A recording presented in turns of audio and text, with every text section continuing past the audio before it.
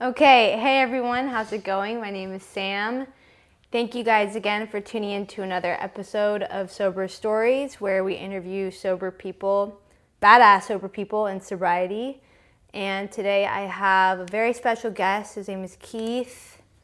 I met him in the rooms, and I just wanted to invite him on here because we met up and saw each other at a brunch, and we were talking about like family dynamics and sobriety, and I was just curious to hear more of your story, and I'm really grateful that you're here and willing to do this. Oh yeah, for sure. Yeah, thanks for inviting me. I'm Keith, alcoholic.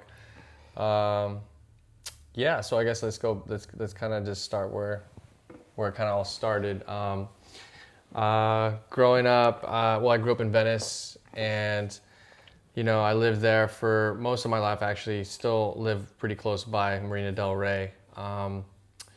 My mom is from the Philippines. She's not from around here. She came here when she was 30. My dad grew up in Reseda, and ended up coming out here. When we were born. Anyways, super nervous, but No, it's okay. this is good. This is good exposure therapy. Yeah, so I mean, growing up in Venice, it was pretty tough.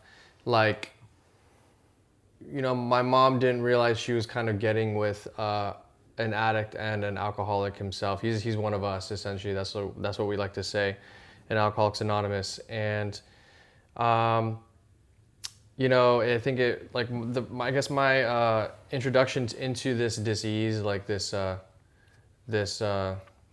was through him, through my father. Like, in elementary school, we lived like 6 blocks away from our elementary school, but it was always a problem for my dad to pick us up from school.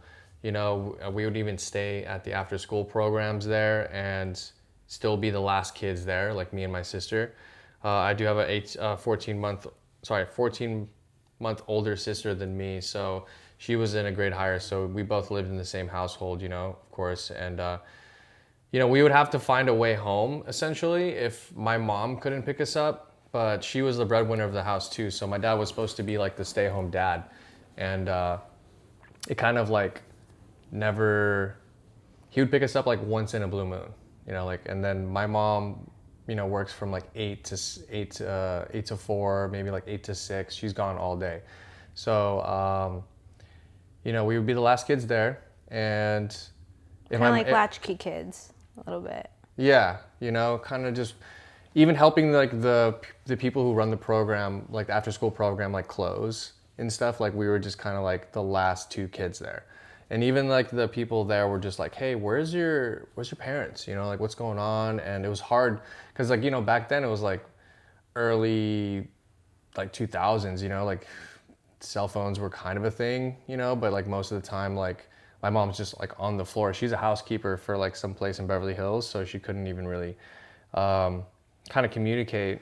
It was very hard. So, and then they would just like be like, okay, so it got like, it was very hard for them to communicate to her. And sometimes she'll have to like, leave work early to come pick us up, and then it got to the point where like she gave permission for the after school like people to drop me and my sister off.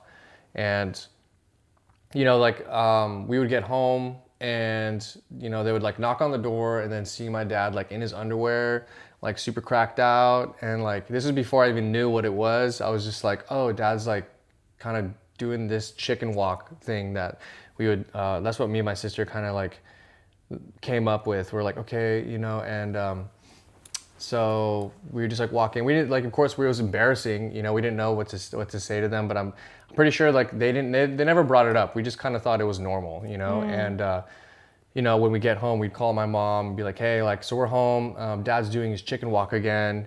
Like where he's just like kind of like peeking out the blinds. It's very hard to like he wasn't present. And it even to the point where even in summer school it was the same thing. Like we'd go to summer school, like Pemar sports camp or summer camp, and like we'd be the last guys there, and then like they would have to walk us home to to that. So as I got older, like my mom kind of explained it to us a little bit, and also I think in 5th and 6th grade, like that's kind of like we kind of knew what drugs were at that point, and then we just knew that like, okay, like he's on drugs, Right. you know, and Because I figure that when you were little, you probably just thought he was acting weird or silly, or like you didn't really fully understand, or just thought that was normal. yeah, we didn't know what it was. We were just like, oh, dad's just being weird. You know, we thought, I think we just thought he was like drunk or something, because we could like, you know, like drinking was always just like a thing, you know, even in my Right. mom's side of the family in the Philippines, like it's like kind of like a way of life out there. And, you know, we just thought like he was drunk or like just doing his thing. Like that's just him, you know? And, yeah, like I think after we started like, and I think 5th grade is when I started like smoking weed, because I was also a skater, you know, I skated a lot and hung out at the beach a lot, and then just started hanging out with like older kids, and like kind of was getting introduced into that like skater lifestyle. And that also included like drinking and smoking, you know? So of course I always was like, I always wanted to be like to fit in, you know, I wanted to just like be a part of. And so, you know, I started like smoking weed at that age. And then in 6th grade, by the time I was in middle school, I already met up like a couple older kids, and they ended up putting me on deck. You know, they're like, I was like, oh, because like I was paying for it a lot, and I just didn't. I was a poor kid, you know, growing up in that type of. My mom was working class. My dad like was a stay-at-home dad that was supposed to be a handyman, but like also started like falling off, and you know, I was like, okay, this is cool. You know, I met the cool kids, like the cool skater kids, like the ones that like had money and shit. And like the reason how they had money is because they were slanging, you know. And I was like, all right, cool. And then they saw that I was going into middle school, and like they saw like a you know, pretty much an opportunity for me to make money and also smoke weed and also for them to make money. So you know, I got Right. like in tied with that. You know, I was like selling bud in 6th grade, and then like. And then ultimately, yeah, I was like super down, because that was just gonna make me like super popular, you know, like the kid to go to if you need this. Like it just kind of like boosted up that ego, right? And like Right. that identity. So, and that's like, I wanted to just be the coolest kid ever. And, you know, I think after, I think in like 7th grade, that's when like, you know, I started really skating. Like I was actually pretty good at skating. You know, actually got sponsored and everything with this church on Venice and Lincoln. It's like this half pipe. Oh, wow. Yeah, it was called Churchyard Dogs. It was run by a youth, like a pasture essentially. And we got like free Santa Monica Airline decks and Grind King trucks. And That's so it was dope. like, yeah, it was actually like, you know, that was a career I like definitely wanted to like pursue more, but also just kind of didn't know what I had until it was gone type of thing. And during that time too, I was like so focused on just going to the beach and like drinking with my friends and smoking. And like the first competition ever, I fucking didn't show up. Like so, like there was I think at least like 10 people on the team, and only like 3 people showed up, and the rest of the guys that were on the team, including myself, like we were just at the beach, just drinking, just like not giving a fuck, and we ended up getting kicked off. So like that was like one of the major like big things that like, you know, through the whole life of just like me going through it, there's like so many good opportunities that I gave away. I didn't really like, a lot of people like to say like, oh, like I lost all these opportunities. Like, no, you didn't lose it, you kind of gave it away, you know. So just identifying and like realizing like, yeah, that's actually, because I did that, you know, I put myself into that like route and just gave it away. So yeah, just like touching back on like, you know, like skating. And then you know, in 7th grade, it's pretty popular. My sister was in 8th grade, you know, and I think that's when she started raving,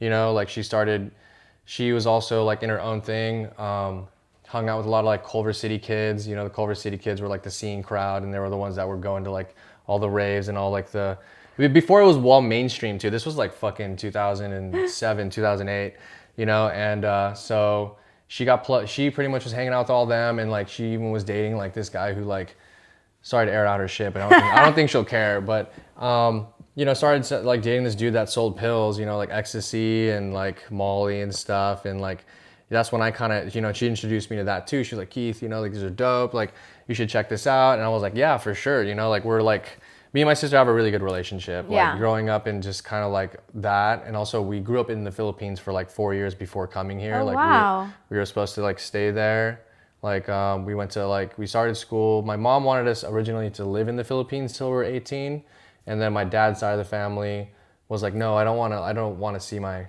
don't want to not see my grandkids, you know. So like, how about you come over here?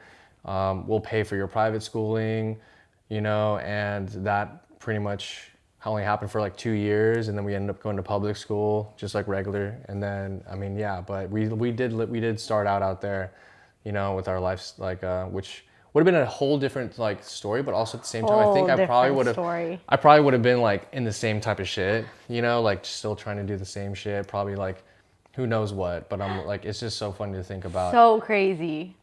But like, yeah, and then like, you know, that started happening, and then so my sister was plugged up with that. She was able to get pills and everything, and like I saw that she, you know, she was making money too. She was selling that, and then by the time like I think it was like 8th grade, she was in 9th grade. She was like full blown you know, pill plug, you know, and then like I made a lot of friends out at the beach, you know. I was kicking it with a lot of like squatters and like just a lot of like, I was affiliated with a lot of people, you know, just kind of like just the way it went around. And I got introduced to like, you know, acid and shrooms because like it was just so like prominent there, like so especially with the people that I was hanging out with, and like going to those drum circles too were pretty intense.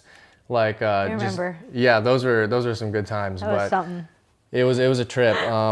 So like, yeah, and then plus the people too, I was like, fuck it, like I can sell that, you know. So like talking to them, those guys were already selling it, so I was like, I can bring that to high school. So by the time I was in like 9th grade, I was selling like, you know, shrooms, acid.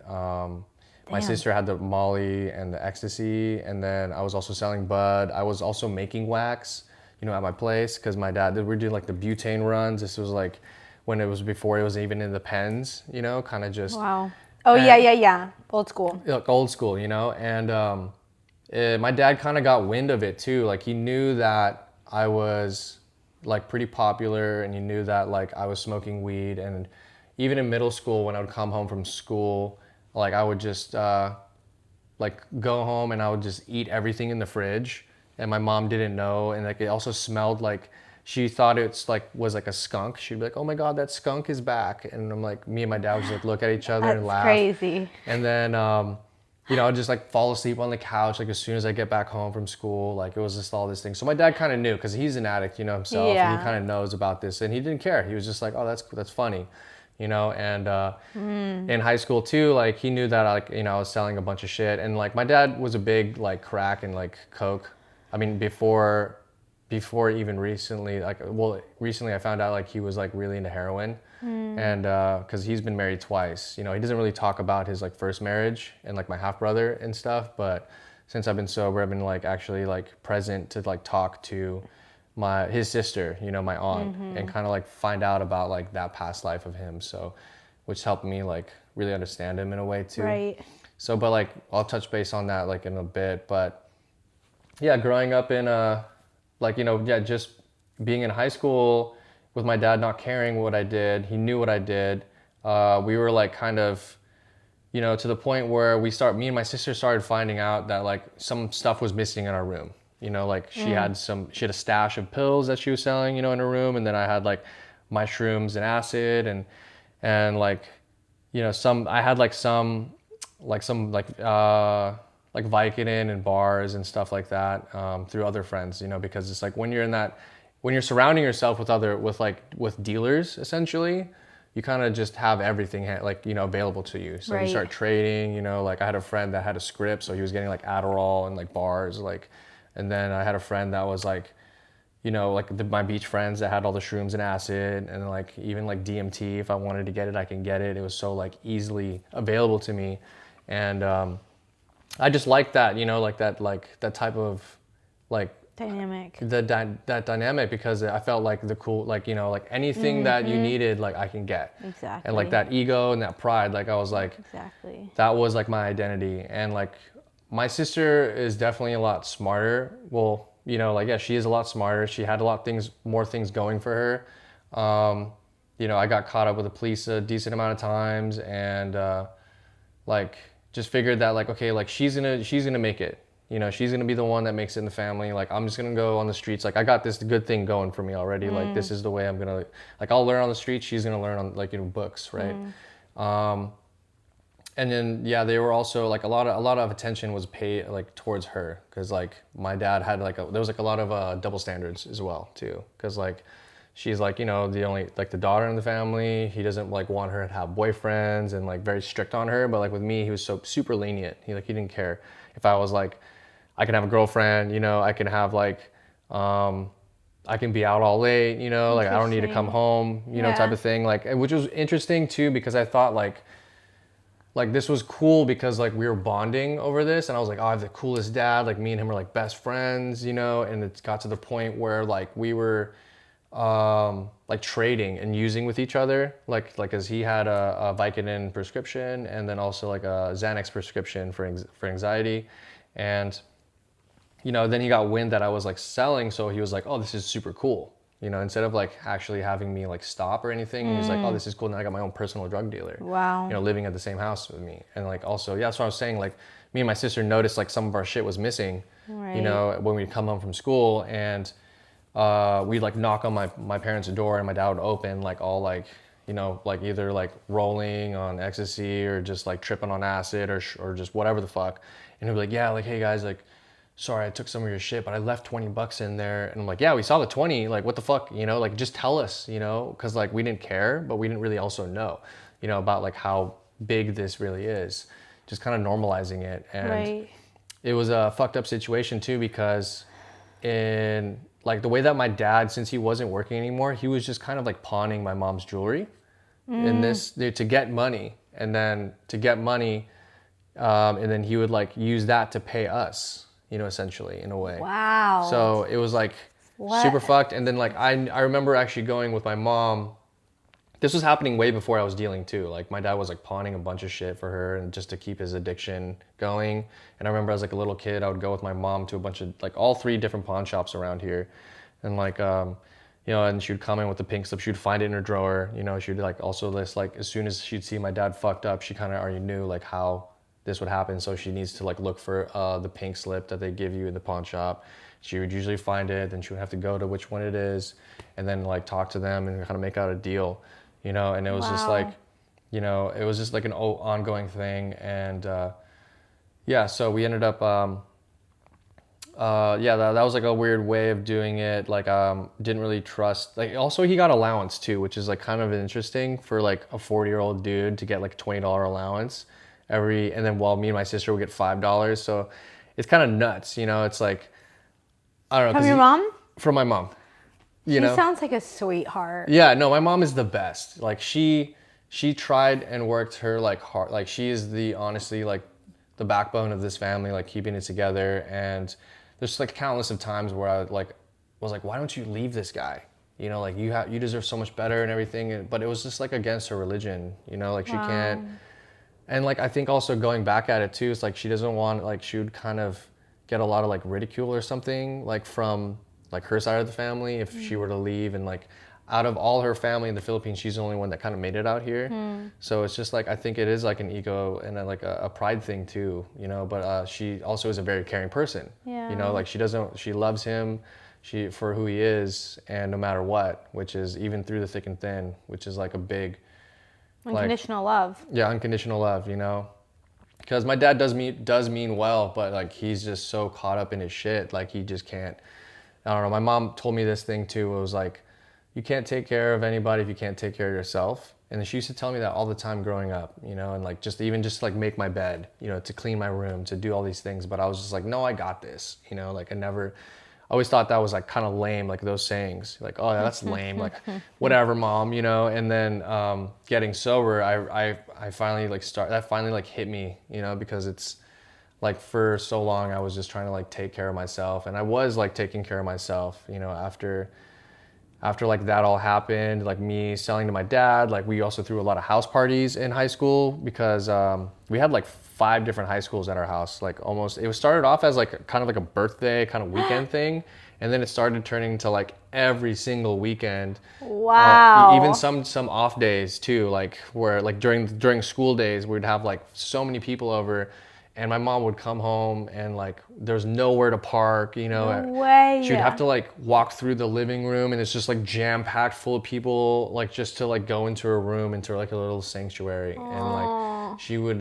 get so mad too and tell us like, hey, if you're gonna throw a party, like let me know. And also like don't have anyone park in the parking, like in the driveway, because that's my spot. And we're like, okay, cool. And like knowing what my dad was doing too at that point, I was like, yeah, he does like a lot of coke. Like I'm never touching that. You know, I'm only gonna just do like hallucinogens and smoke weed and take ecstasy. That's it. You know what I mean? I don't want to go down that route. I'm never gonna smoke heroin. I'm never gonna try meth. Like, you know. But then one night, like on my 16th birthday, was the first time I did coke. You know, and it's like. I was like super drunk. My dad's like, oh, here, come in the room. Like I got a present for you. And it was like literally just a couple lines. And I was like, all right. No way. I was like, fuck it, yeah, why not, you know? And I did that with him, and like that like opened up more of like, oh, we're bonding, you know? And you know, it was just like, okay, like it's like another thing you say that you're not gonna do, but you ended up doing it anyways. It's just kind of like the lifestyle of and like the progression of this thing, you know? Fucking yeah, that started happening. My like our parties were just like prominent like almost every weekend. And also I was like doing kind of shitty at school. I was only showing up to school just to like drop off sacks, you know, like show up. Like I missed a lot of school essentially. It was Venice was an open campus back then, so I didn't really even need to be there. Like essentially I would just show up, drop off sacks, and then buy nutrition, leave, go pick up some more shit if I needed to, come back during like lunch, sell it all, and also leave and just be at the beach, you know. Definitely a interesting thing, and making wax and stuff. It was good. It was crazy because I was making a lot of money. Of course I would be, right? Like making a lot of money, like paying for rave tickets, like going to all the shows, whatever the fuck, you know, helping my mom when I could, you know, but then my mom also told me like one random party, she like brought me aside and was like, Keith, like I need you to stop like selling to your dad. I need you to stop like, cause you're enabling him, which is kind of interesting because she was also enabling her. Right. I'm sorry, enabling him as well.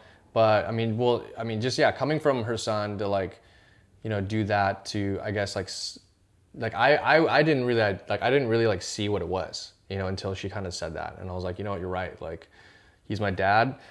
You know, he shouldn't be just like partying with us. He needs to get his shit together, because like I already knew how much my mom was putting in. She was paying all the bills. You know, she's paying all the bills and like busting her ass just to keep the roof over her head, while our dad's just kind of chilling and not doing shit. You know, and like at that point he wasn't like taking care of us anymore. Like he was kind of using that as an excuse to like, hey, like I'm the stay-home dad, I'll take care of the kids. But even when he was a stay-home dad, he wasn't even picking us up from school and shit. And like even like buying food, right? Like we would go and get like, we'd have like EBT or food stamps, and like we would buy just the essentials for us, but like he would like kind of just buy the shit, like his snacks and everything, and kind of keep it away from us too, so we couldn't really even get like good shit, you know. And we'd have to like find it and find his stash, and me and Kim would have to like, you know, eat his shit, you know, in a way. But it was super weird. It was like literally like my mom taking care of another child, right? You know. And yeah, but that made sense. I was like, okay, like I'm gonna stop like serving to him, like that. You're right, like this is dumb. He needs to be pulling his weight. And I even told all my other buddies that were slanging to not to serve him anymore, and like not to kick it with him anymore, because like there was like a bunch of times where I'd just come home and like I had like a couple friends over there kicking it, drinking it with my dad, you know, just like kind of chilling. So like yeah, it was just kind of like got out of hand in a way. Yeah. And during that too, my dad like me and his relationship kind of just like crumbled from there. You know, like he was like pissed off, like, you know, when one time I came home and I was on acid, and then like with a friend, and like he got mad because I didn't share with him, type of thing. And then he was just like, oh, we're like, what's up? Like every time I would show up, like I stopped going there too, because it was like, you know, I didn't really need to be there. I would just kind of chill, like sleep over a friend's house, like, you know, sleep over a girlfriend's house. And I was never there, you know. And like to the point where every time I would show up, it would be like to change clothes, you know, just drop off something here or there, pick up some stuff. And like I didn't keep my stash in there anymore. And yeah, like he would be like, oh, the ghost is back, you know, like, oh, like the ghost is here, like, oh my God, just make jokes and stuff. But I I didn't like really talk with him anymore because it would just always be arguments, just like pointless arguments, and just it was hard for him too to be like an actual dad after all that, because like when he would try to be like, oh, you need to do this and that, I'm like, yeah, fuck off, you know what I mean? Have respect for him anymore. Yeah, no respect. I was just like, it's hard for me to respect someone that's like that. I just, you know, he wasn't doing anything. Like that's also when I was like talking to my mom a lot about like, you know, fucking leaving him, like leave this dude, like because he like just eventually like I lost, like he like took away my room in the house, you know, and my sister was still living there at the time, but I was like staying at a girlfriend's house, you know, so like he was like, I think when I was like 17, like I think when I was 17, I didn't have a room there anymore. I would just have like drawers with my clothes and shit, and they use that for like storage or whatever the fuck. And yeah, it was like it was pretty intense. And let's see where I'm gonna get with this. It's kind of like, yeah, like that dynamic ended. Like I didn't have any respect for him. It was just like, it is what it is, you know. And then I ended up getting a job at like a restaurant right near the Marina Center at Waterloo City, and it was like one of my friends that was slanging too was like, hey, do you want to work as a dishwasher? And I'm like, yeah, fuck it, why not? Make some extra money. And I didn't really need to, but it was good money, so I was like, fuck it, why not? Let me just add to like whatever I'm already making, because yes, slanging was pretty cool. I had that was a good lifestyle, I guess, for me at that time, you know, because I didn't really have anything going for me. I hear ya. I can relate so much. Yeah, and like, you know, I started washing dishes. I met some other people, and like, I wasn't really doing coke as much, you know, but then when I went to the restaurant game, like that's when there was a lot of coke involved, you know, and like I was just like, you know, I still was like dabbling with a lot of other shit, you know. Smoking was like always an everyday thing, of course, and then like drinking wasn't so prominent. It was just kind of like, you know, whenever, you know. But if I did coke, then I would just have to drink because it kind of like pairs very well with each other. And like, you know, I ended up meeting some guys. They were able to get some coke, you know. They were tied up with some like, you know, higher ups and everything. And sorry, one second. Okay. Hold up. Do what you gotta do. Yeah, so, well, let me turn this up too. There you go, turn that off. Yeah, so I ended up like hanging out with these guys, and they were tied up with some other higher ups and stuff, and they were able to get coke, and to the point where like I was like doing a lot more coke with them, you know, and like after work we would go pick up from one of their boys and like, you know, stay up till like super late. And at this time too, like I would come home super late because I was with this girl. Her name's Nicole. Whatever, I probably should have said that. But it's okay. you know, yeah. So I can cut that part out. yeah, it's cool. It's cool. Yeah. So I was like doing a bunch of just doing like trying to fit in, essentially. Again, just trying to fit in. I saw like this was a lot of money that was being involved. Like before that, actually no, before that I was before I got this job, I was already kind of. I had like I had like, I don't know, another friend that's actually, it's crazy because he's in the program too now. But That's great. one of the main dudes that like I was with, like very young, you know, we were kind of just in this like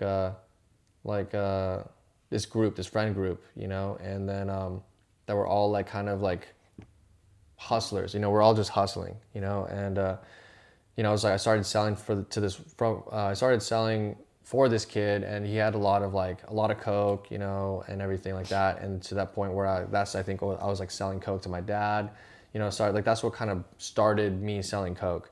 And it was cool. It was interesting. Wow. Yeah. I feel like that would be dealing with the different. Yeah. Me and this other kid were selling for this guy. He disappeared, right? I think he went to treatment and stuff. And then this kid that I was selling with as well, like right, he's actually in the program too as well, which is like, it's so insane to see like how this ended up. And I used to sell this kid like weed and like shrooms and acid. Like he was like a little bit younger than me, so like just seeing like that we're both on the same side now is kind of like we were like on that side. A lot of people didn't make it. A lot of people like, you know, unfortunately passed, you know, due to OD or just like, you know, just like certain situations that, you know, was happening or that they put themselves into, or just locked up in jail, or just missing on the streets, you know. That's how it kind of goes. And yeah, that's how I kind of like started that.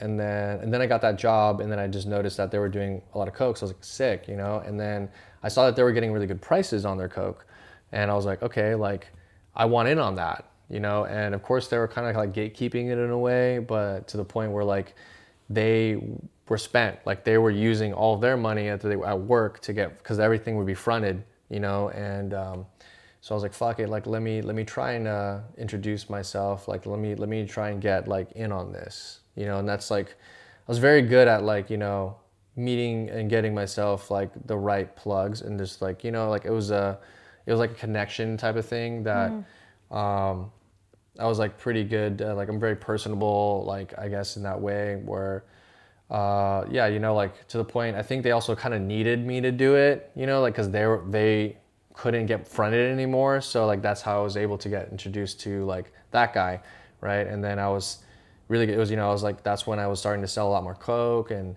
everything was great, and like fucking was working. And you know, it was very difficult too, because once you start like selling coke, you know, you start selling it to your friends, you know, your friends, and you kind of have to, like, I like to think of myself as like, in that time I was like a nice drug dealer, you know, where I would like, of course I liked it because people were coming to me and I felt like of use, you know, like I was useful. Right. And even in like high school, when people were coming up to me, they're like, they haven't done ecstasy before, they haven't done shrooms before, they haven't done acid. So I was like kind of like their like Eskimo in that way of like showing them how to do this and how, like, you know, what to expect. So it was just like another like ego stroke thing, you know, kind of just building that.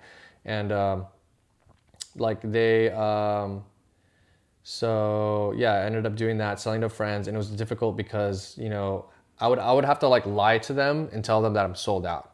You know, like those are Because their use was getting so bad, or because... Yeah, like so their use was getting so bad, you know. Okay. And to some, like it was like weird because it was a gray area where I would like kind of just like say, hey, I sold out, you know, like, or I would still front them or just front them a little bit at a time, you know. But I know that like they're, you know, just in their state, seeing them that they can't like afford this, you know, they can't afford this, and like some other shit, like they're behind on rent, like, you know, there's just like, fuck it, like I need to make my money, you know. So it was kind of like preying on a lot of like friends in that way.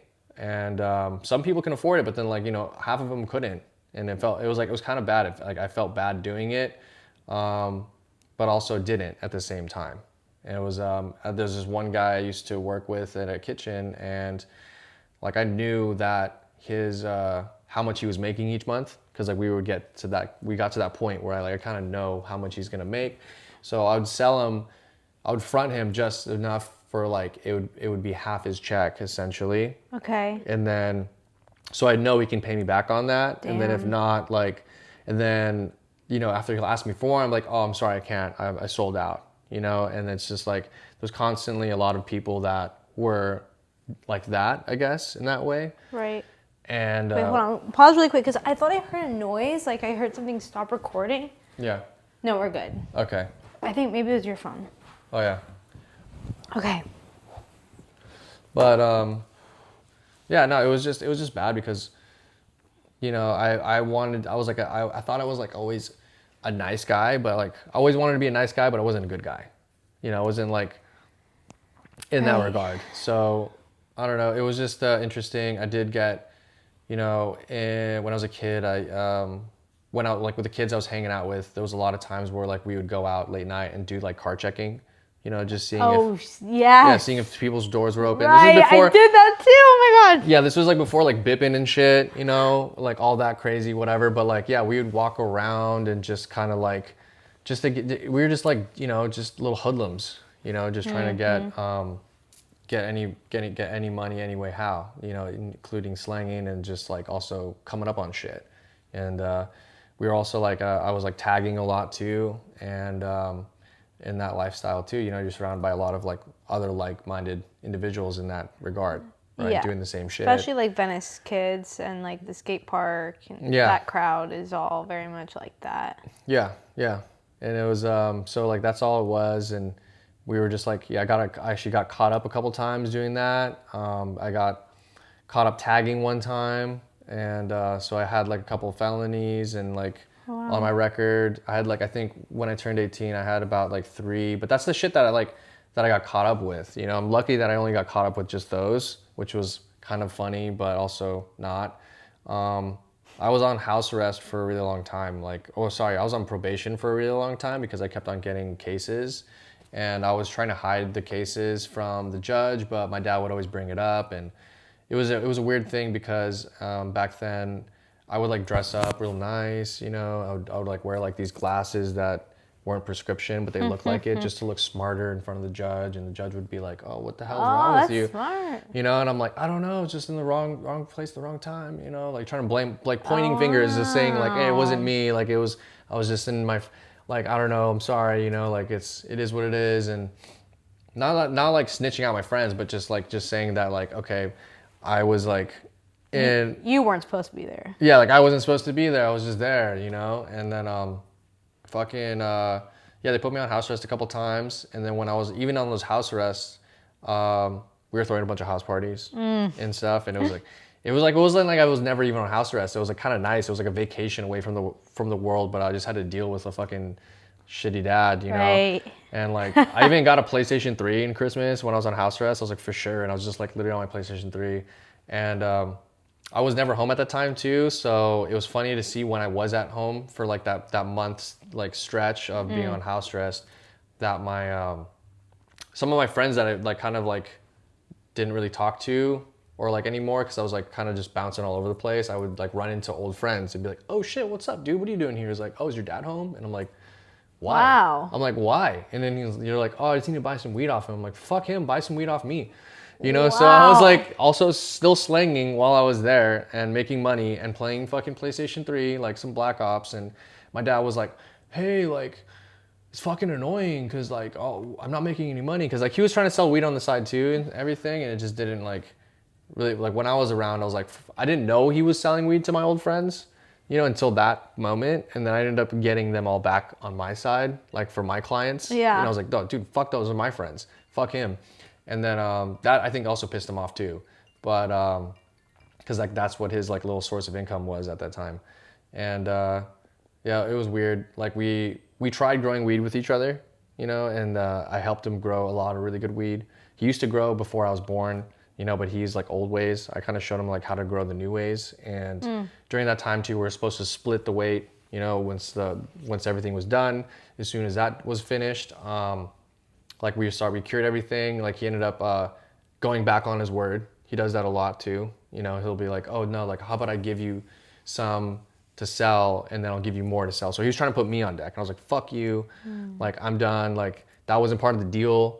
And you know, when I could, I would steal my share away from, like I would steal, I knew where he stashed all his shit. So I would fucking, you know, just steal from, it was just a real fucked up like dynamic. You know what I mean? Yeah. And I know you're not even done with your story, but like I think one thing that's really resonating with me or that I'm hearing is just like the character defects. Like like the stealing, the him being sneaky with the EBT card. And I'm not trying to like say anything bad about him at all, because it's like a part of addiction is like we have these ways of being that allow us to survive in the world. It's like what keeps us alive. But I just think it's really I got some questions for you, but I'll wait. Yeah. No, it was like very much survival mode, you know, like that's it was weird because like I'll touch on that too and later. It was just kind of like that's where it was at. And I did, you know, I started working. I started like, you know, I got pretty close, like, you know, where I was able to show up to the guy's house, like far as fuck, you know what I mean? And like this sketchy ass neighborhood, and like pick up, and you know, it's like I was just putting myself in a lot of like really sketchy situations like that. Even like some of my friends like that were starting to lose it too. Like I would meet them up just because I knew that they could get me something, you know, and it was like very transactional in that regard. But like it was also, they put me in a sketchy situation, so I was like kind of like surrounded and kind of used to like being in sketchy situations, and just even like being out on the beach a lot and just kind of like hanging a lot with like beach bums and like squatters. It was just kind of like the norm for me, you know, like so yeah, that was like, pretty good. Started just, it was just a way of life, I guess for me at that point. And my sister ended up getting me, after that restaurant, like that restaurant ended up closing. So then I went to another restaurant, and that's where I started like, really like I had my Coke plug, where I was making good money on that. And then I was just kind of bouncing around kitchens, and then where I ended up at that one kitchen where I was like selling to the head chef. And that's when I was like kind of like lying to about like, oh yeah, I only have this much and that much. And like I lived pretty close to that restaurant, so he would have me even leave during the time, like during like the during the shift, to just drive home and then just come back and be like, here you go, bro. That's and crazy. Like, it was good. It was like all good for me because I was like, yeah, fuck, I'm still making money. Right. And I get to go home and smoke a bowl or whatever, and then come back and then be like, all right, cool. Literally. And still on the clock. Still on the clock, still getting paid. And then my sister ended up getting me a job over at Sugarfish. I had like a point where I wasn't like cooking, and I was like, I guess I kind of need another gig. And when my sister puts her neck out for me, I tried really hard not to like, shit on her name. So like I was like, Sugarfish is cool, like it's different. And they're actually asking me why I wanted to work in front of the house, and I was like, no, like well, I want to work in front of the house to like, work on my communication skills, because I was a very like reserved and like quiet kid, Cool. in the back of the house. And Same. yeah, and then they were like, you have a lot of kitchen experience, we can put you in the kitchen. You'll make decent amount of money. They probably would have like sped up the levels that I would have been in the kitchen because I had so much experience. But I wanted to work in front of the house. I wanted to make tips. I wanted to be a server. Was like, I'll try that out. And that was cool. I ended up like really building myself up in there, but also still selling Coke. And like I was also very nervous to bring it up to my coworkers and things, because I also didn't want to like for her to get burned out and everything on that. But it turned out to be fine. Like I did show up late a couple times, like not showing up to work. Like I was like typical, like, out all night, not doing the right procedures. And then just luckily they were like still cool with me, because they're like, yo, you're Kim's brother. You can just like even my sister was like, dude, if you're not going to show up, just tell them this, like they're really lenient with like things like this. They are corporate, but at that time they were very like, very loosely corporate, with friends. And so like you can get away with a lot of stuff, and Right. like they'll like look past it because they know especially if you work hard too, Right. like I always worked hard no matter what. Like I never slacked. Like if I'm getting paid to do something, I'll do it, and I'll do it right. And I'll just keep busy, because if you don't keep busy, the time goes by so slow. It's true. Just might as well just keep doing things just to make the time go by fast. Right. And yeah, just kind of like that. Even in that time, like me and my dad were barely talking. It was just kind of like we still had like a hatred for each other, but kind of were just like being cordial in a way. My mom too, like it was very like difficult to see. I would only see my mom and my dad like pretty much on holiday events, just kind of like Christmas mainly and Easter. I used to go to church like every Sunday with her, and then it got to the point where it was just like, oh, and then Mother's Day, maybe Father's Day, if anything. But like I would just meet her up at church on a Sunday. But I was like, throughout the whole week, it was just like me left to my own devices, and yeah, like, that job was cool. Sugarfish was really cool. They really helped me out a lot. They, I learned a lot of communication skills, like a lot how to like work as a team, kind of like really how to delegate the tasks and everything. They were very organized, and like I had like a really good team, working with others like there. So, and like also we also played, like we worked hard, we also played hard, you know what I mean? We all, like after work, we'd all drink and like, do that forth and do a bunch of blow till the sun came up, Yep. And it was like constant lifestyle. And I was with the company for like 8 years, Wow.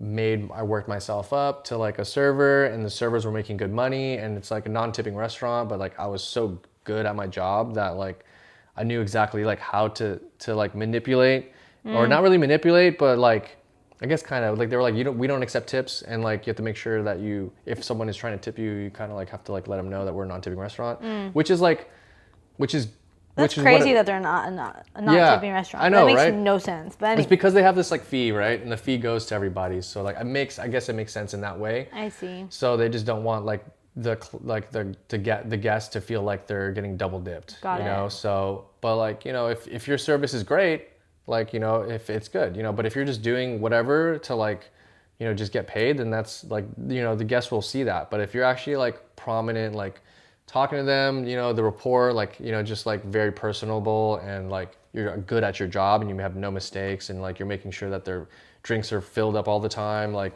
they don't need to ask for anything, and they're just enjoying the really good experience, especially like, you know, who the server is, like you can get extra tip.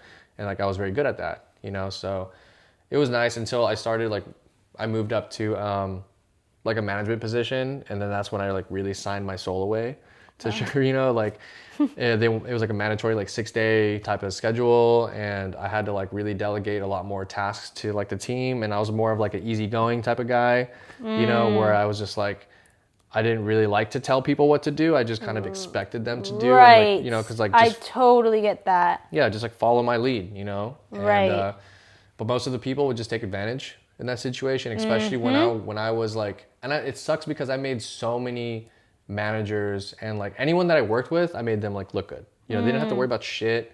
Like everything was taken care of. I mean, yeah, I would show up late every now and then, but like if I'm on the floor, fucking service is solid. Right. You know, and yeah, moving up now, I feel like well when I went into like management, it just felt like I wasn't. I guess I was like maybe I was intimidating a little bit. You know? Were intimidating? Like I guess I don't know. I think you seem so nice. No, like intimidating in the frame, like in the way that like, oh, these guys don't want me to do better than them, because like some of them, That part. yeah, like some of the managers would kind of just chill there and not really do shit and just kind of like point and stuff like that. But like for like hands-on like type of thing, like I was very, like I kind of know like a very like strategic type of way, right? Right. But yeah, no, it was interesting, and it was a lot more difficult in that regard. You know, I ended up like, I got out of a 15-year relationship and I got into this new relationship, and this relationship was with one of the like, was with one of my staff, you know, essentially, and everything was great. You know, things were cool. Started partying a lot more. You know, like it was like such a great start, and then you know we ended up like. Work was getting really stressful. They ended up like separating us. Everything was pretty tough. And were you still dealing at this time or no? Oh, so like, oh yeah, I ended up, you know, I got caught up. Or do you feel like work kind of helped with that? No, actually, the girl that I was with, like my first girlfriend, ended up kind of like laying it down to me. She was like, hey, you know, you're getting older. You need to like chill. Yeah. You need to stop, you know, slanging. And like, I do really appreciate her because she kind of helped me stop. And I always felt bad about it. And she kind of just like, at that point of like slanging for like 10 years, I was just like, oh, this is you know, like I do care about my friends. And it's like, I'm like like to that point where I was like, I felt really guilty just kind of like slanging. And then also like a lot of people were like, I felt like I didn't need to do that anymore. I could always like get into it. You know what I mean? I have the connections, I have all this, so I don't need to like really get out. Yeah, you know, I don't really need to like gatekeep anymore in that way or just make money off them. It's like, I mean, I was here and there. It wasn't so like prominent though. It wasn't like, because I had to work at Sugarfish, you know, and I was just like, this is good. And if someone needs something, I can just always pick up and make middleman that.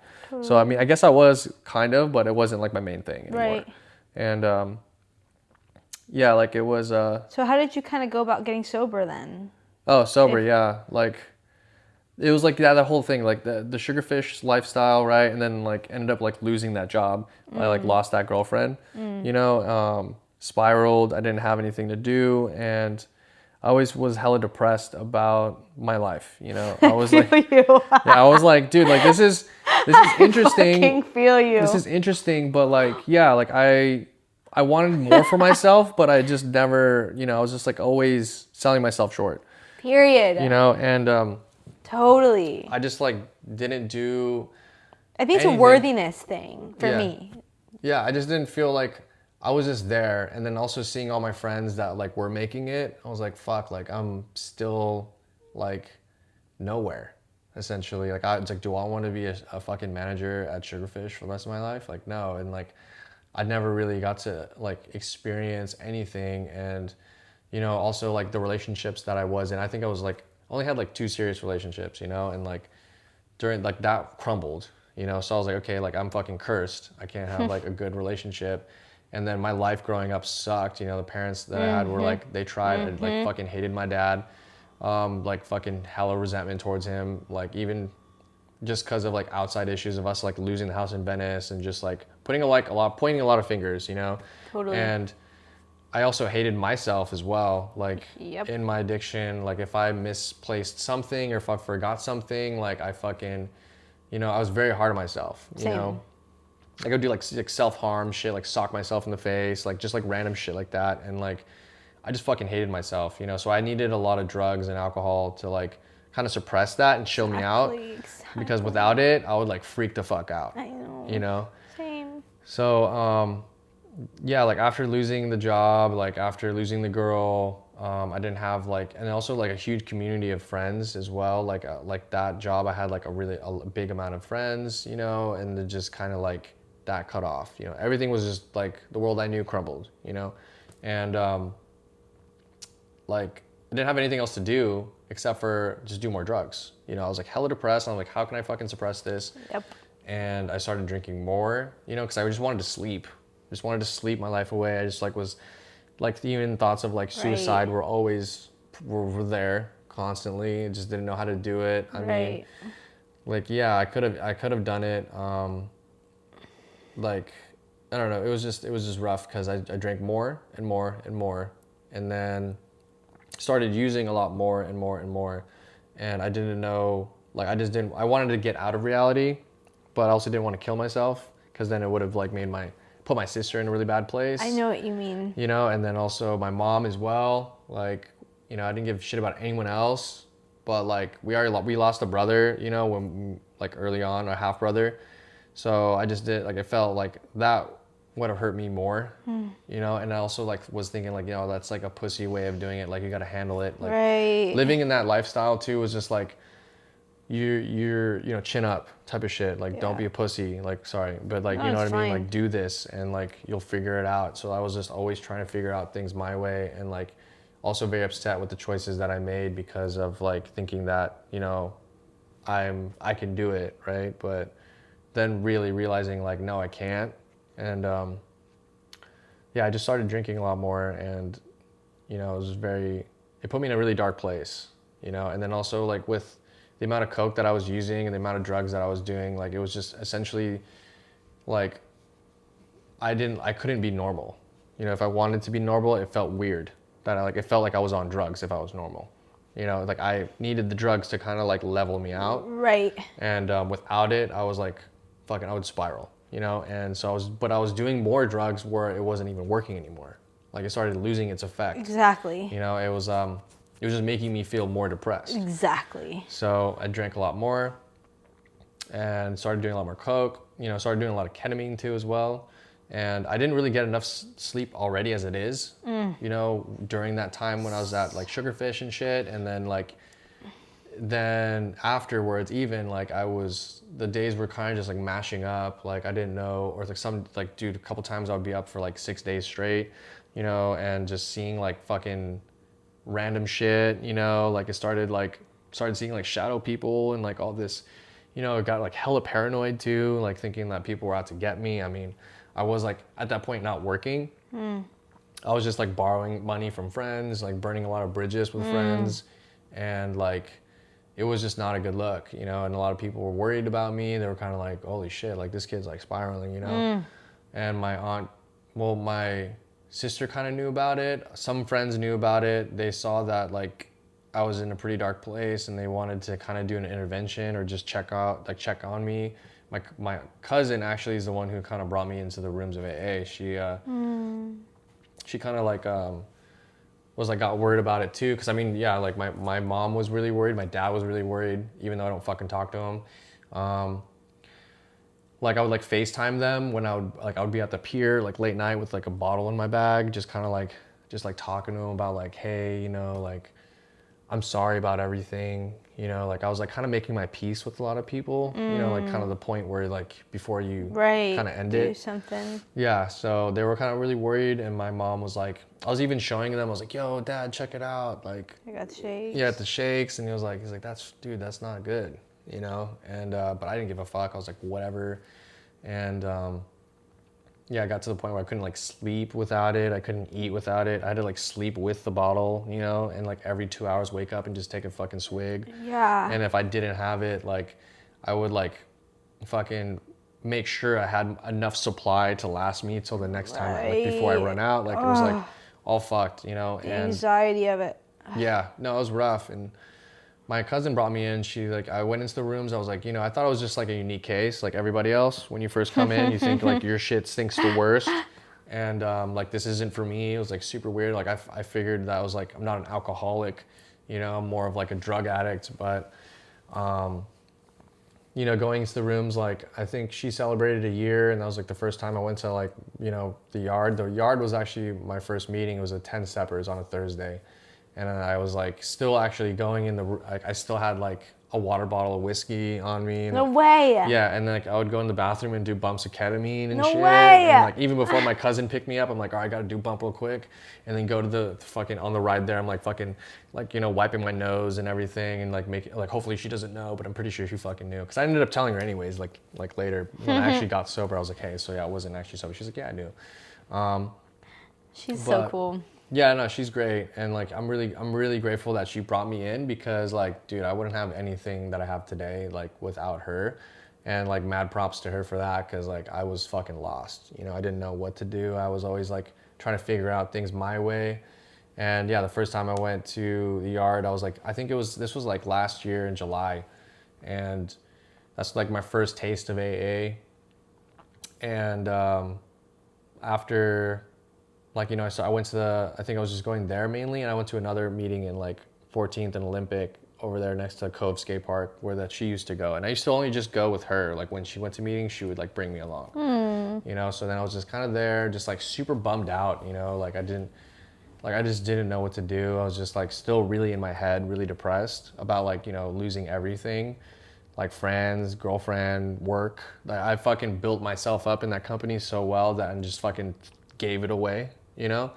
And yeah, I just didn't know what to do with my life anymore. I was like, I thought I was gonna like be a manager essentially, but also didn't want to be a manager, and like I just didn't know what to do anymore. I was like, okay, like it was weird because I also made like in my use, I made like a pact with myself that like when I'm 30, I'm gonna be dead. You know, like that was like, Wow. as soon as I hit 30, How old are like, you? I'm 32. Thank God. Okay. Yeah. No, so yeah, that's why it was like, it was weird because I made that pact with myself that I was like, okay, like, you know, like this is a shitty fucking world. I don't want to be here anymore. Like I'm just gonna like fucking run amok until like I'm 30. Right. And then that's it. And yeah, it was weird. And then like before that, I also made a pact to myself that I was like, okay, like, so you're gonna have like a bunch of fun when you're 20s. And then when you're 30s, when you're gonna slow down and kind of like get your shit together. And then when you're 40, then you can probably pick it back up. You know? So like, it was like, I remember making those two bets, like those two deals with myself when I was a kid. And yeah, it was weird because looking at it now, it's like kind of like, I think the universe was like telling me that, like, I guess I had to spiral, get down there to kind of like, to make a deal with, like kind of keep up with the bargain that I made myself, which was like, you know, you're past your limit, you're 30, you're like 31, you're 31. It's like, bro, you're past, you're like, I gave you an extra year. Right. You know, like you need to like chill the fuck out now and get your shit together. Yeah. So, and I was like, okay. And then also and then it kind of ties back to that other like deal I made myself. Like when I said I'm 30, I'm done. So it's like, in a way right now, it kind of makes me feel like, yeah, my old life, like I did die.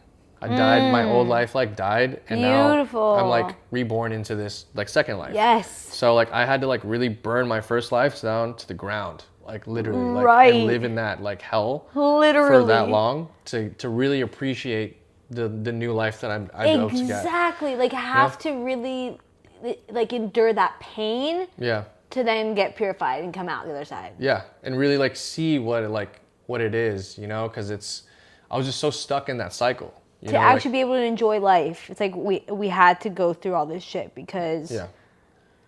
it's just always I got to take the hard way. Yeah, exactly. Always. All the Because time. I won't have gratitude. I can't see the good. That's always, grass is greener. And now I'm like, I'm done. It's always like we have that fuck around and find out mentality, you know? So thinking that we know best and like, it's like, all right, like, yeah, okay, thanks for the advice, but I got it from here, you know? And that's what I'm saying. Like I needed to really fuck around and find out. Yeah. And so I ended up I got sober, and like right before I got sober too, like I think it was like my cousin celebrated a year at that point. This was like August 10th. And we went to, that's the first time I went to the Marina Center. And I think I went to like Ohio Street, like another meeting, but like she did 2 back-to-back to take cakes. And that's when I went to the Marina Center for the first time.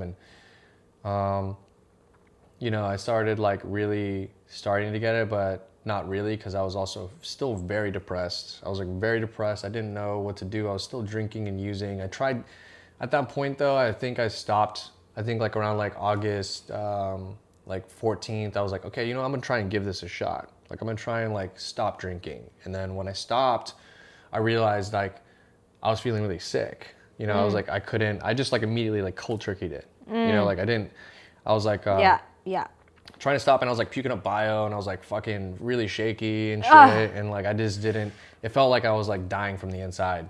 And I couldn't make it. Like I couldn't do it. I had to like crawl myself to the fucking liquor store and buy like a bottle. And Really? as soon as I fucking got to the store, I cracked it open and drank it in front of the dude.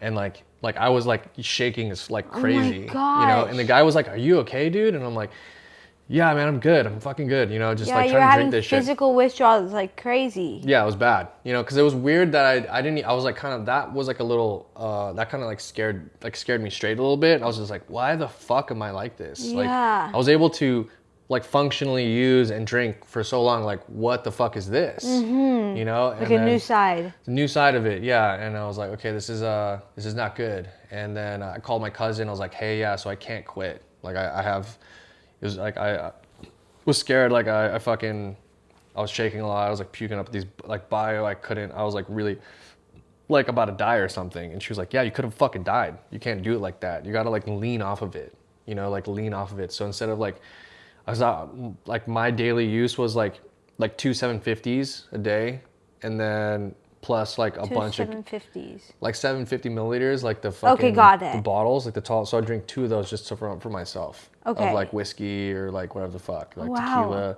Like I needed that much, you know? And I guess like one of those like tall bottles right there, I'd drink 2 of those, you know, just to the dome. And like that made me feel normal, right? Or just felt me like it was good. But then also like I needed to drink more and more. It was just like it wasn't working anymore, right? So yeah, I had to lean off of it, you know, like fucking from 2 bottles to 1 bottle, then from 1 bottle to like 375, then from it, like, which is half of that. Then after that, it was just like a 200. So this is over the course of a few days or a few weeks? This was like 4 days, 4 or 5 days. Okay. So it was still kind of quickly that I was trying to do it, and I still felt like immediate shit, you know? Right, because it was so much less than you were used to. Yeah, so much less. Yeah, and then it got to the point where it was just like, the last one was just a beer, I believe. Like a beer and a shot. In one day? Huh? In one day? Yeah, for just one day. Like Okay. that's it all. That's all I can have. You know, so like I think this was like literally like in 4 to 5 days. And then the last day also I took like some MDA. It was like the last thing I had. It was like this like, I don't know, fucking like somewhat hallucinogen, you know, type of thing. And it lasted for a really fucking long time. But also I think it like really had an effect on me because I didn't really sleep as much. Right. I was like really out of it. I like you know, at that point too, it was just like a really like every time I did drugs, it was like, you know, it was just amplifying shit. Like I was like already in a really bad place, and when I did that, it was just kind of amplifying it, and I didn't really want to live anymore. You know, I was like kind of like, I'm just kind of over this, and I don't know what to do. Right. Like I was gonna kill myself that night, like on the 23rd of August, and I thought I was like talking to myself and like, you know, tripping out, because I have I have a 45, you know what I mean, and I was gonna blow my brains out essentially. And I was like crying, and like the whole like 2 months before that, like I was like kind of like I guess like testing it in a way, like just like seeing how it like, you know, kind of like looking down the barrel type of shit, and like, you know, just constantly like pulling trigger and like, you know, kind of thing on yourself. And with like, I would sleep with that every night, and I would sleep with the bottle every night for like 2 months straight. And then it wasn't loaded, you know, but like just to kind of like, I don't know, feel like fuel that in a way. I was like also thinking about where I would blow my brains out, you know, sorry to be so vulgar, No, but it's like, fine. like I was like, oh, do I go to the Venice Pier and do it? Do I go to like over here in Santa Monica, or like, or do I do it like at a, you know, at the, like near the park where I grew up, you know? Should I do it like over here? Should I do it here where I'm living at? Which is like kind of fucked, because then my mom, like, sorry, my friend's mom would have to clean my shit like off the walls. It was like, no, I can't do that. So like it was just like having those thoughts constantly in there, plus like not wanting to live, plus like like battling. I had like a war going on in my head, you know, like where like, do I stay or do I go?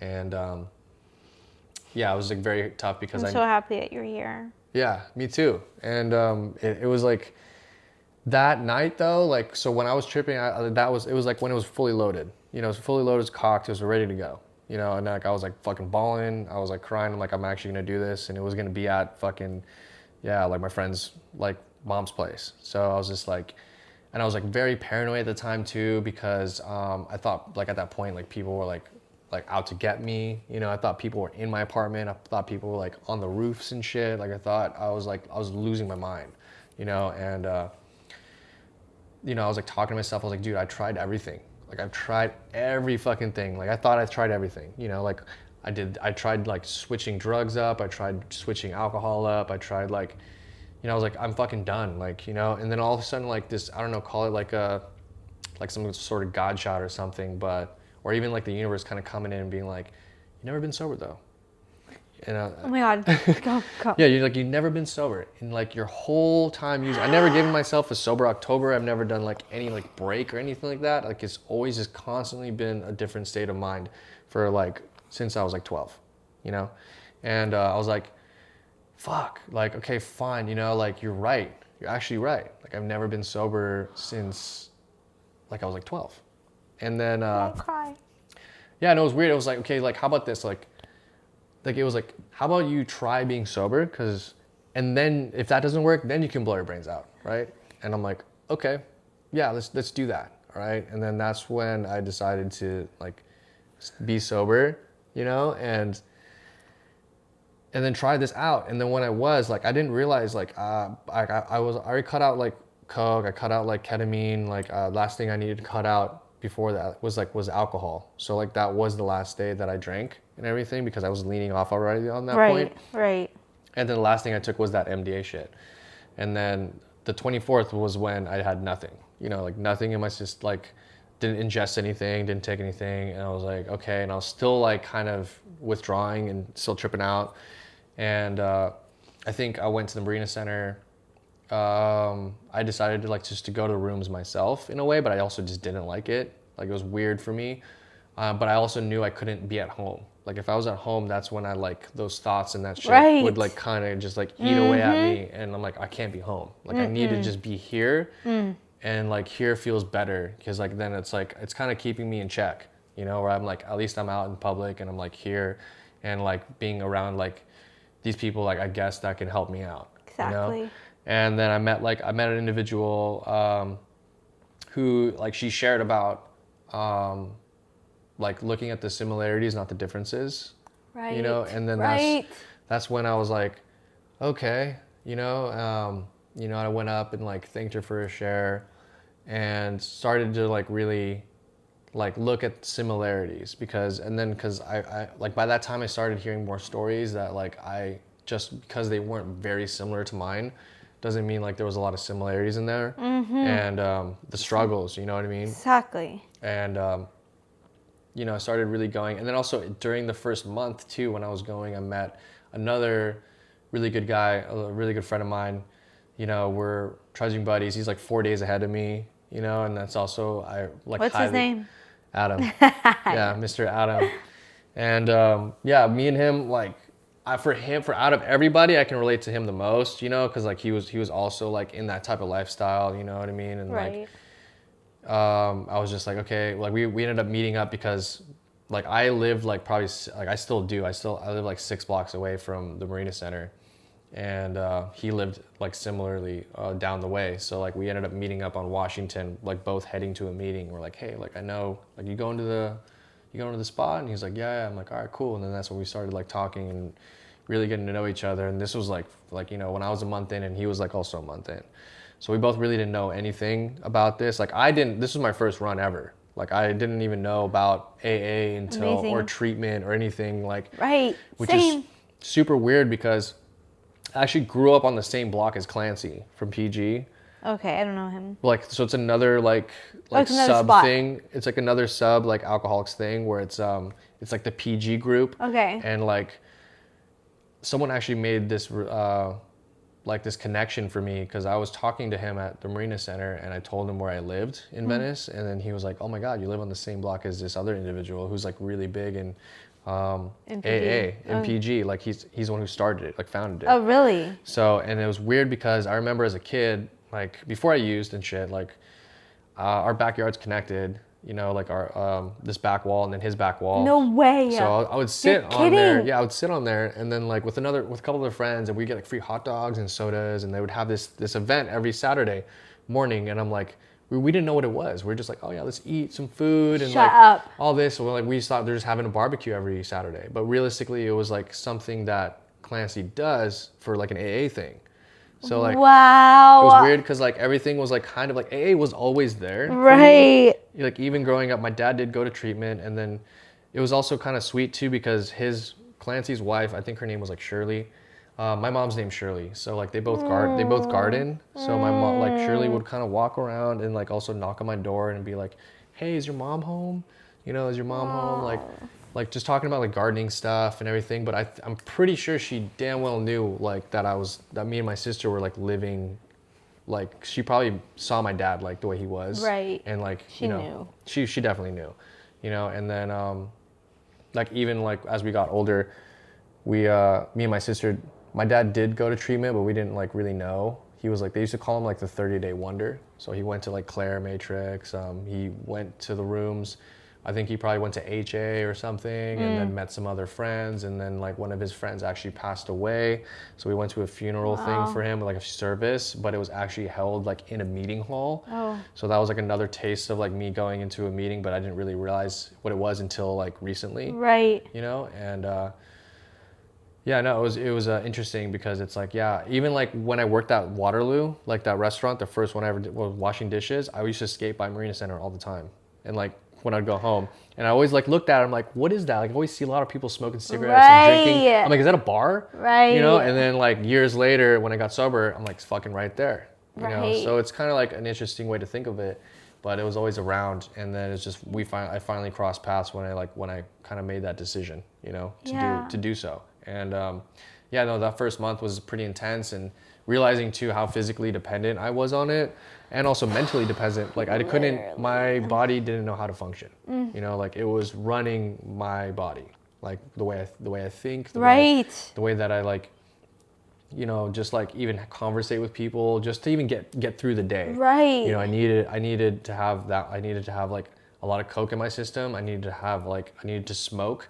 You know, like smoking for me just like was kind of at that point was just kind of a neutral thing for me. Like it was neutralizing me, because if without it I would freak out, and then like anything that would happen like would piss me off.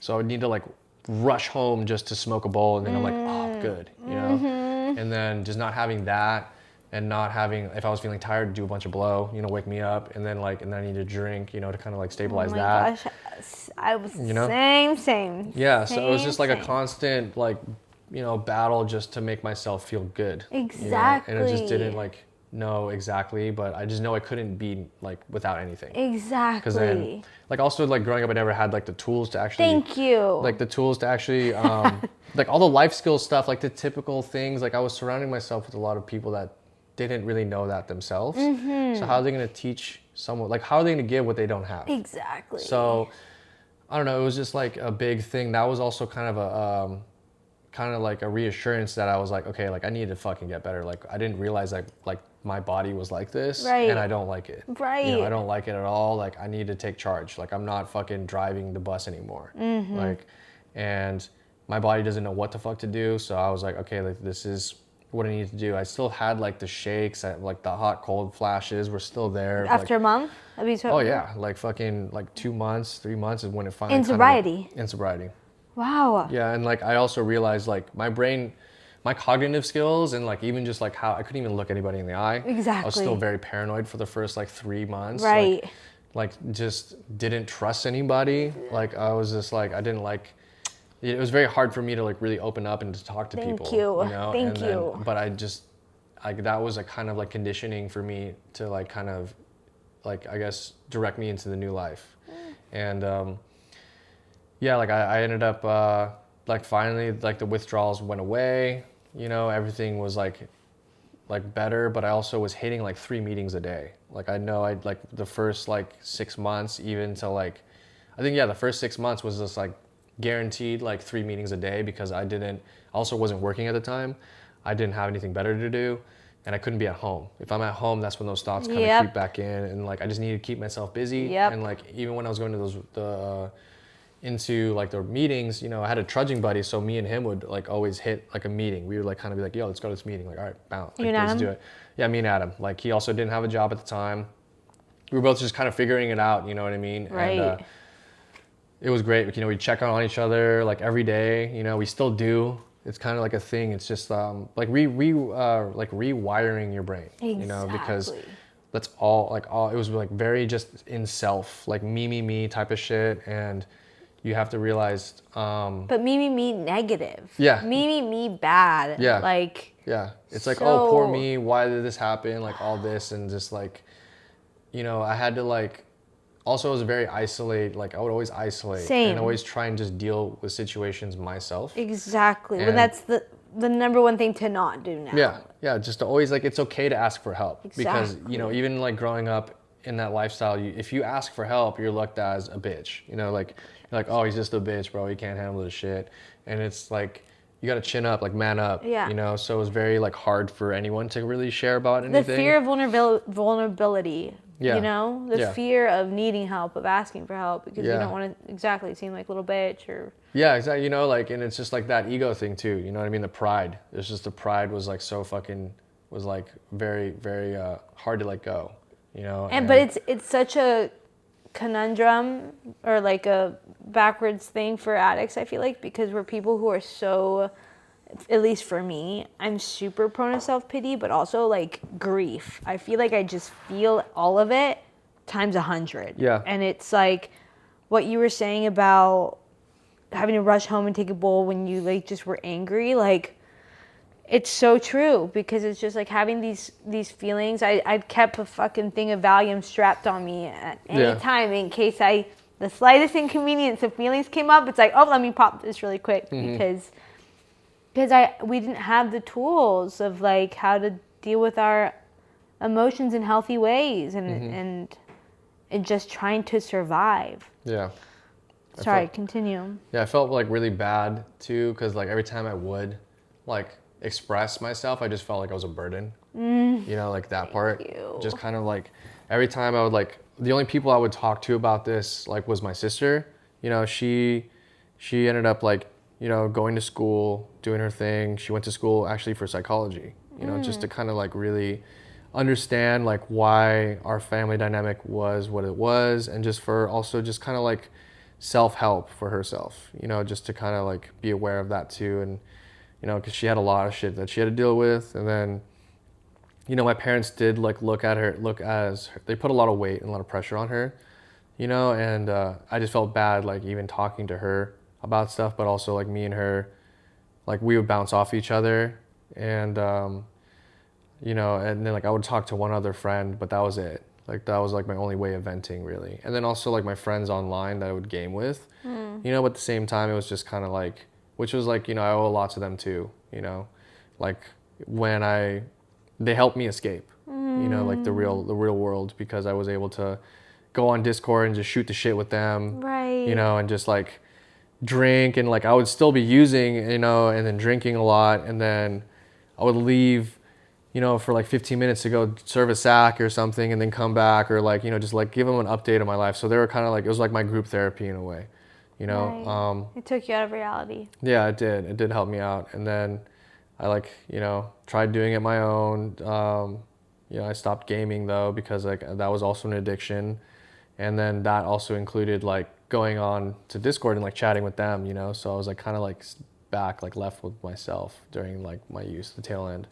And yeah, no, it was just weird, right? Because like I still check on them every now and then, I live with one of them now, at my place. Oh, really? Like we knew each other in high school, and then like after he went to college and stuff, like that's how we kind of like, that's how that like world kind of opened up. But yeah, now I just see them on the day, like I just see them in person. I try to like really touch grass nowadays. I don't like to, also like, yeah, the first like fucking couple months were like really rough, and I just know I needed to like not game because that was a distraction. I like was realizing too, like again, I had to go through everything that I had to go through to get to where I'm at today. 100%. And like I can't waste any more time. And I hear you. also not trying to control and manipulate the outcome of like future trip. Right. Like I just kind of like now just letting go and letting God take over, like, leaving it to God, leaving it to easy does it. like, your higher power. It doesn't need to be like whatever you believe in and just set as your higher power. Like, yeah, just leave it to that person or like it or whatever it is, Right. And it's been good because, yeah, I was making a lot of money, right? I was making a lot of money. I had like, I thought I knew what life was, but I didn't. And I wasn't really appreciating anything. So in sobriety, I've had to like relearn everything.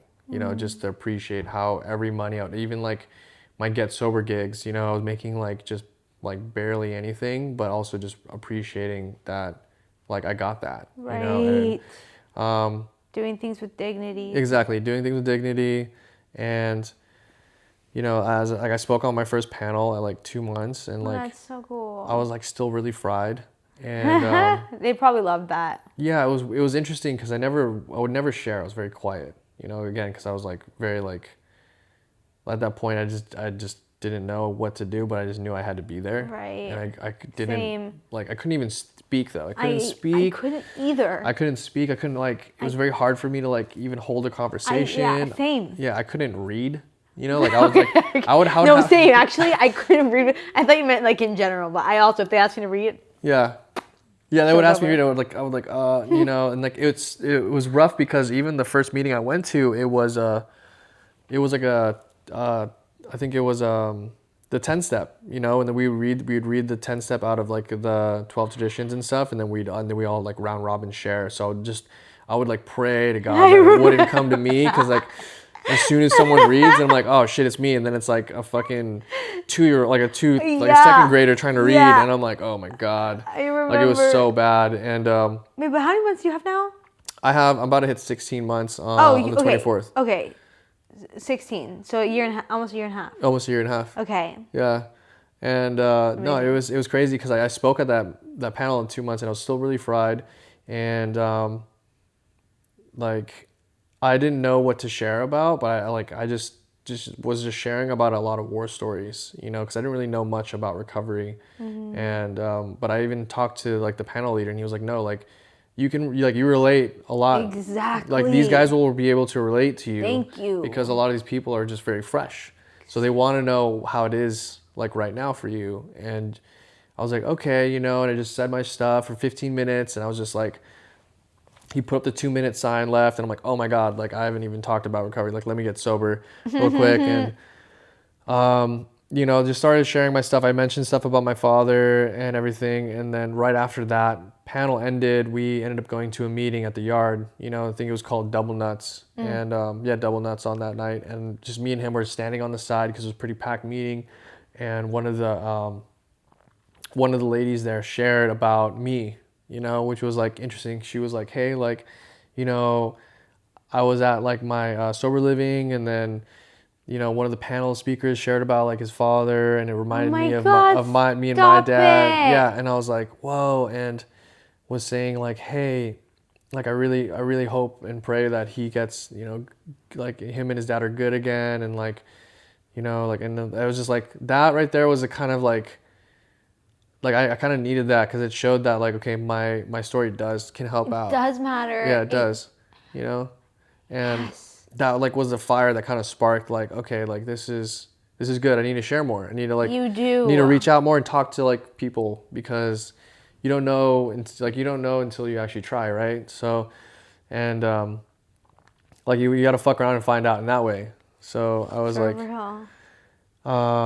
yeah, and then like, you know, ended up speaking on more panels. I picked up a lot of commitments. Amazing. You know, I picked up a lot of commitments, a lot of, I just knew I had to like I love panels. give, you know. I love commitments. Yeah. It's the one thing that really helped me, because I also could not talk. The first time I ever spoke at a meeting, I said something super simple, and it was just the first time I'd admitted I was an alcoholic. Mm-hmm. And I remember wanting to cry so bad, like feeling my lips, like, and like, Yeah. you know, like it was so hard for me, because I just had so much pain, and like had never actually allowed myself to feel it or show it. Yeah. And it felt so wrong, and just like the trust issues were so real.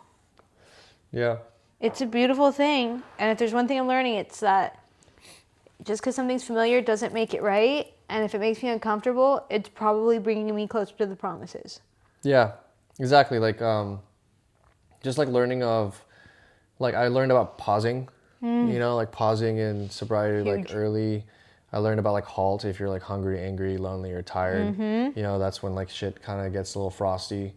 And it was interesting because my first like pause experience, I was like, it was like, I think I was maybe 2 months or 3 months in, and like I was gonna go to Santa Barbara to go see my aunt, and I like planned to get to take a bus or take a Greyhound early morning, and then I ended up missing that. So I was like, okay, whatever. I'm just gonna go to I'm gonna go take the train at the Union Station. So I made my way over there. I like almost like I pretty much made it there. Like I was trying to buy my ticket. I also didn't have a lot of money, so I was like borrowing money from my sister or my friend. I'm like, dude, please, like it's not for like anything, right? It's like for me actually going there, but like exerting that option so much that, you know, like the trust is like kind of still not there with a lot of friends, and Right. even my sister, right? Right. And they ended up like giving me the money for the ticket, and I bought the ticket, and I had to run over to the train, and then the train like took off, you know, and I was like so fucking pissed. And the next one was like in like I think it was like in 3 hours.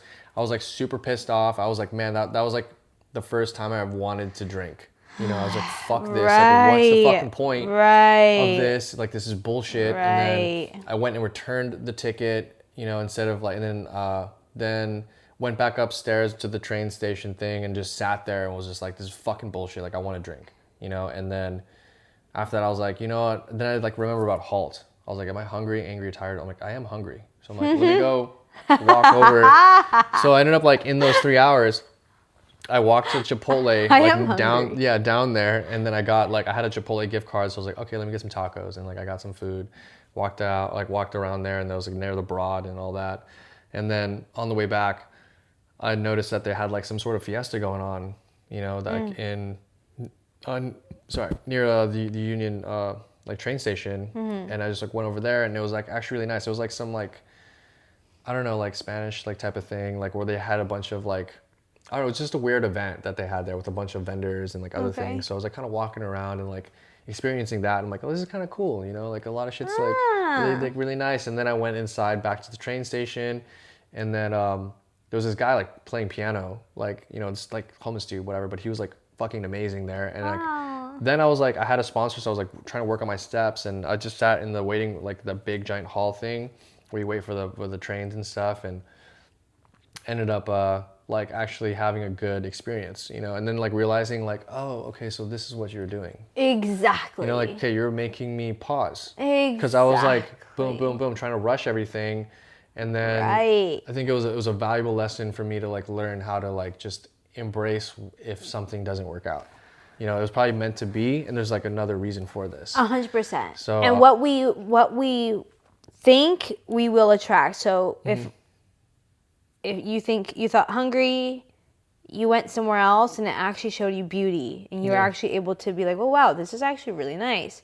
Whereas old pattern would have been, go get a freaking bottle, go drink, I'm pissed, and then go be in darkness. Yeah. And it's like the gifts of sobriety, getting to be in the light, getting to choose the different road. Yeah, exactly. That's what it is, because we're so used to those roads and those routes that it's like the cycle. Exactly. You know, and so that was like a new pathway that it just showed me. Exactly. You know? And I'm like, okay, if things don't work out, it was like so many things that were like coming into play that I was realizing, okay, like if this doesn't work out, like, okay, it's not the end of the world, right? Because there's another train that's gonna come in 3 hours. Just metaphorically and literally. Yeah, like yeah. So I went and got the ticket for the next one. You know, I had those 3 hours. I'm like, you know, what do I do? I'm hungry. Like, okay, let's go get some food and like all that. You know, and it was actually really beautiful. You know, to really just kind of sit there and not like, you know, and just take it in. Just kind of go with the flow. Right. And like I was like, wow, like that was really nice. So I was like, okay, like I get it now. Like I see what you're doing. You like, which is like kind of funny because I used to hate like higher power. You know what I mean? I used to hate the universe. I used to hate I hated like going to church. I hated like religion. Right. I just like was like, why am I even here? You know what I mean? But then also realizing too that the universe was like kind of my higher power is the universe and my brother. And like I think I had to go like it had made me it was like it would kind of show me the right way, but of course my like stubborn self would always like try and do it my way.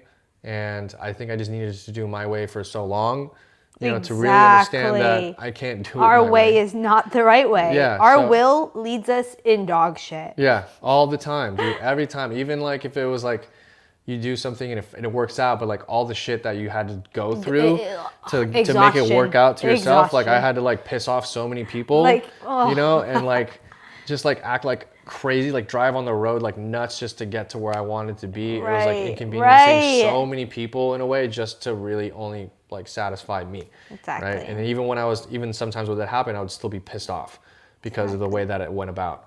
So it was just like, yeah, it was ridiculous. And like, I don't know, like I definitely got a sponsor. I wasn't reading as much, you know, during the first 6 months. I was just like in the service, like really trying to do that. And, you know, I would try to do the step work, but I felt it was like, it's kind of like homework and stuff. And I just like was never really good at school, you know, and the homework and stuff. I just didn't feel like it was necessary. And I started I was already feeling better, like just being in the rooms and being of service. And like, like living out of like untransactional type of relationships, because that's all it was really. Like growing up was just a lot of transactional, a lot of like people pleasing, you know. People pleasing. I want you to hang out with me. Go ahead. Yeah, you know. So it was it though. Yeah, it was a lot of stuff that I needed to learn, and then like, you know, speaking with others too, like talking with old timers and just talking like helped me realize a lot. Like, you know, just being actually able to listen as well is like a kind of a gift from being in the rooms, was just kind of like taking a step back and just like literally hearing everybody. Yeah, actually listening for once. Yeah, instead of, because you know, like when you talk, like, oh yeah, like you just always like interrupt each other, but now it's kind of like okay, let me hear you out, you know. And yeah, it was great. I mean, like the first sponsor I had, like, you know, it didn't work out, but also like I wasn't putting in the work, and it's like it was nothing personable, nothing personal at all. It was just, you know, the time of the fact of the matter of everything. And like he felt like he wasn't the most effective sponsor for me, you know, and he wanted like, which makes sense, you know. And it's like we're still friends today. Like I still see him around. It's nothing personal at all. It's just also like the time and point of my life that I wasn't doing that, you know, at the time. I just thought like, yeah, get a sponsor, like, okay, you know, like just kind of follow directions and like which was like get a sponsor, read, and do pick up commitments and be of service. And so I was like definitely being of service and picking up a bunch of commitments, but at that time in my life I didn't really like, also I wasn't working, you know. I was trying to figure my life out. Like I didn't know what was going on, you know. And after 6 months, you know, he dropped me, ended up getting a new sponsor, you know, someone that is like I did see in the rooms, but also was like I relate to him, I guess, in the DOC. But like there's also another thing, a drug of choice. Like there is no choice really. You kind of just do whatever you do. But like, yeah, well, he did a lot of coke anyways, and then so I was like, okay, why not? You know, I got recommended to him from another alcoholic, and I was like, okay, he's actually really good sponsor. And I feel you know, if you want to get a sponsor, like I would say, like, you know, get someone that you don't know.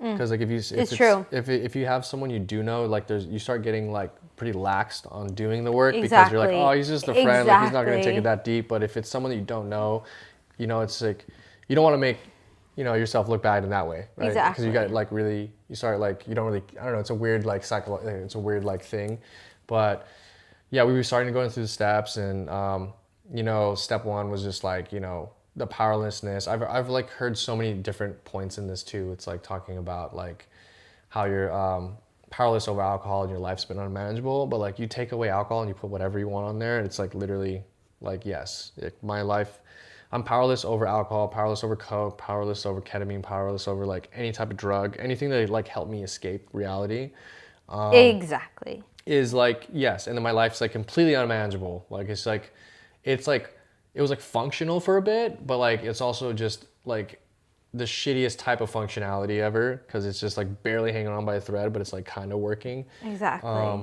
So I was like, yeah, okay. And then like it's also interesting too, because like I was at a book study and it's talking about how like, yeah, they have solved the drinking problem, but like it's more than just the drinking problem, it's also like a reality problem. Exactly. So it was just a lot of me not being able to deal with like life itself, you know, and That was our solution.